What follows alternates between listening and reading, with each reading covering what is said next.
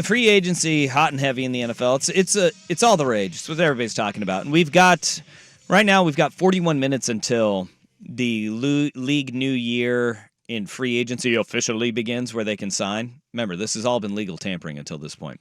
But at 1 p.m., all teams need to be under the salary cap. And so there's going to be a flurry of moves that have gone on. We're seeing the bloodletting in places like Miami and the Chargers, where Mike Williams, wide receiver, has been outright released by the Chargers. They've restructured the deal of Khalil Mack, and they're inching their way towards being under the salary cap. The Mike Williams move, I think, frees up $20 million for them. And then the restructure from Khalil Mack will get them under the cap to a point where maybe they can sign someone else. But there's going to be a lot of moving and shaking that goes on between now and then. There is a team, actually there's two teams where I just can't quite figure it out. And one one has a quarterback that apparently is going to be running for vice president. Which, I mean, is there an out in his contract for that, or do they owe additional compensation to the backers for that? You know, for a guy who always claims that, like, he's not going to go on McAfee anymore because he doesn't want to be a distraction, that would be quite the distraction, running for vice president of the United States. What do you think's harder, vice during president or quarterback? Season. Ooh, quarterback. Right? Quarterback. Yeah, I think quarterback. I think vice president is shaky, if the president dies. I mean, that's only happened.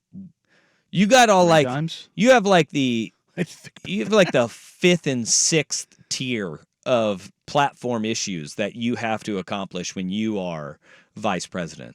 You know, you're never out there going and taking the big responsibilities. And look, he's not going to win, but what would that even look like during the season? Is my question.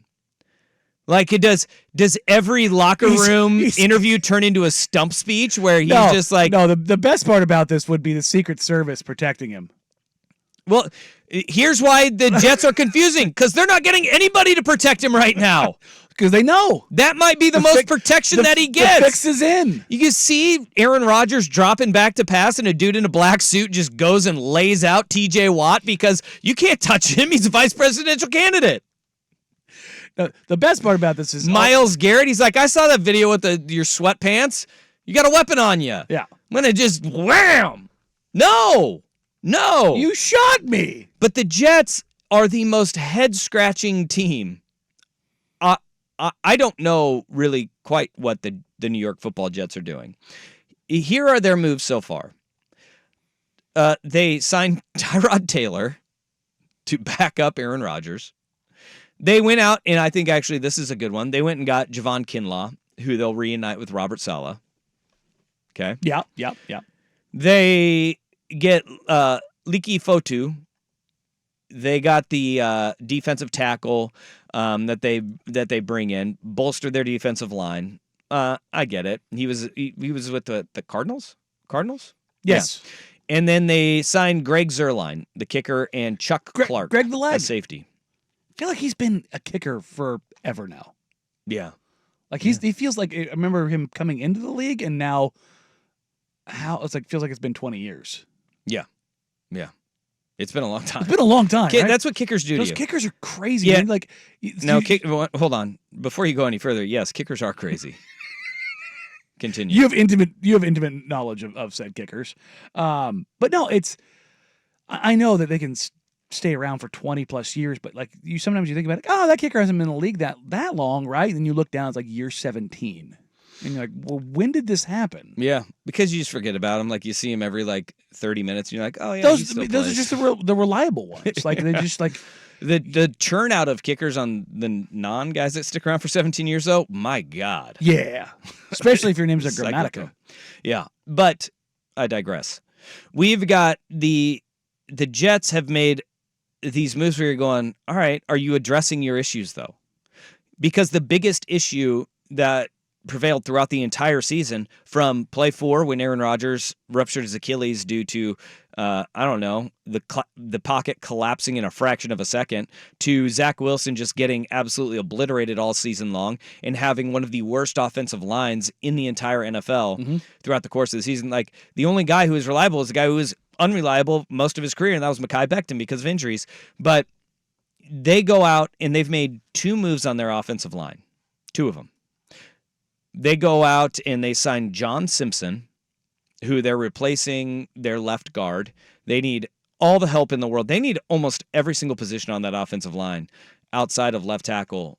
They need a new offensive lineman.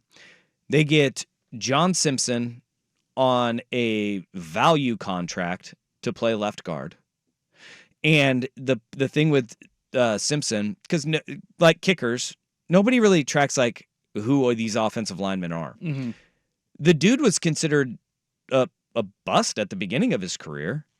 And then you go and he goes to the Ravens and he has a really good year. He played for the Raiders. Yeah. And he was a 4th round pick by the Raiders. Was not very good last year. Plays really well for the Ravens. And then boom, they get John Simpson. How does that happen with offensive linemen? Do you think it's more of a scheme situation, a development situation? But this does happen pretty regularly where a journeyman all of a sudden becomes an absolute dude. Or not even a dude, like an absolute dude, but like a very reliable, above average starter. What's his name? The guy who stepped in for Tooney, Algeri. The guard for the Chiefs. He just got paid because he was that guy stepped in. Yeah, he was kind of that utility guy on their offensive line. Was really solid for him. Well, he just got paid. Yeah. Like free agents, they're like, dude, way to go. Marcus Cannon was that guy for seemingly ever. It is scheme, culture, and coaching, right? I mean, like that is it. Offensive line, it's 100% the guys you're playing next to in that fit and that comfortability with them. The other guy that they went and got was their Baltimore Raven. Yep. They had a trade with the Ravens where they basically very just did large man pick swap with 4th round picks, and then they went and they got Morgan Moses, and who was a right tackle for the Baltimore Ravens. They're sitting there, and that's the Jets. They're going, all right, we've got 4 places that we need to upgrade, and they went to the scrap heap in a value guy in Simpson, and then they swapped 4th rounders.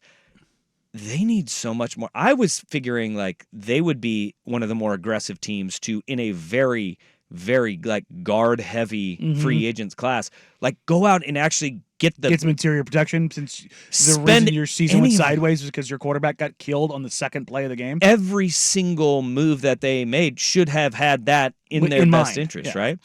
And it also is a signal of where they're going in the draft. Likely. Right? They're going to be going towards that interior offensive line because you have a left guard, you have left tackle, now you have a right tackle. You need to bolster right guard in your center positions because turns out those 2 positions super loaded in the draft. Yeah, 2 of the lowest graded players on their offensive line were their center and the right guard.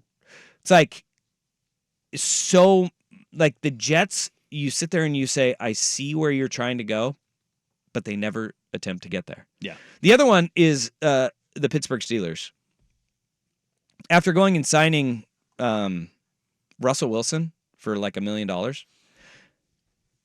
every single move that they have made is to bolster their defense. And the trade yesterday where they send Deontay Johnson to Carolina, you get rid of your 2nd best wide receiver. Right?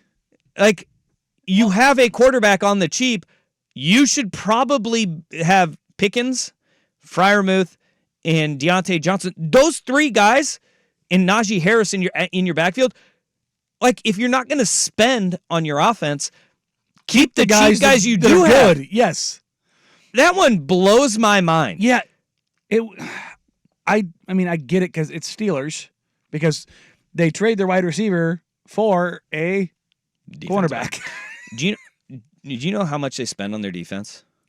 I would imagine it's probably the most in the NFL. It is far and away. Yeah. They have $144,018,005 committed to their defense. So that is 65%? That is 55.73% of their cap. Oh, that's right. It went up. The offense, $60 million. Yeah. 23% of their cap is on their offense. I mean, this pretty much signals for them that they're probably gonna. I mean, because you can't put it past them that they won't do it. But looking at least at wide receiver in the draft, they are number 1 in the NFL right now in defensive spending. 30th offensively. Yeah. And we wonder why they didn't have 400 yards in a game. Like, this isn't just this year. It's like the history. That's what they do. Like Matt Canada was a major part of the problem. He was bad. Like, don't get it wrong. He was very bad. He was doo-doo, baby. Yeah. So was Kenny Pickett Yes. and Mitchell Trubisky Yes. and Mason Rudolph, right? But full Jurassic Park, that is one huge pile of bleep. yeah, but it's also you expect a performance to be in the top 10 in the NFL, yet you spend like it's the 30th best offense in the NFL, and guess what you got? You actually overperformed because you were like a middle-of-the-road offense. You were like 17th, 18th in the NFL. I wonder what the math on that says. Spending to production? Yeah, because teams 100% look at that ratio. 100% look at that ratio because you can actually divide it up. I mean, same thing with Major League Baseball when you have like individualized, positionalized spending that's broken across so many players. You can do the math behind that and be like, okay, we can justify not only positionally, because you can say you have premium value positions, quarterback, pass rusher, left tackle, corner, like sure, but inherently in your own team's culture and nature, if you're like we are a defensive minded team, then you adjust the slider. If the league average is X, but you're Y because you adjust the slider, I wonder what that inherent ratio is that they're trying to optimize. Because they're zigging when everybody else is zagging by spending on football, by spending on defense. And their defense is always really good, and it's the staple of Mike Tomlin. And it's also cheaper to build on defense than it is to build on offense. What are the most expensive positions in football? Quarterback and pass rusher. Okay, if you have one pass rusher and you backfill behind that versus one quarterback and what you need to do to protect him. Now you need to spend on the offensive line. Now you need to spend on wide receivers. Now you need to spend on tight end. Like it gets inherent in the way you can control churn and spending. It's not like the Steelers don't spend. No, they just gets controlled spending on offense, which is why they go out and spend $1.2 million on a controlled cost variable with Russell Wilson. See, but this is also, I think, the frustration that Steeler fans have with the organization right now under Mike Tomlin. Mm-hmm. They're building to be we don't have a losing season team. Yes. They're not building to win a Super Bowl. There's an offensive ceiling that is inherently there by not spending. Yes. Unless you find a value add proposition such as a rookie scale contract or Russell Wilson at $1.2 million. Facts. So that's what I think they're betting on. Danny's out here propositioning people. Yeah, there you go. But I would also argue that if they don't take a wide receiver in this draft, they're very much just going for some Jeff Fisher type stuff. That is 7 and 9. That is 7 and 9 bull. We think. But it's not 7 and 9. It's 9 and 7. That's right. That's what they're at. So or 9 and 8. God, that 17 game is it's gonna get me for like another decade. That 17th game, it gets us all. Oh God, it's 16 for so long. It gets us all.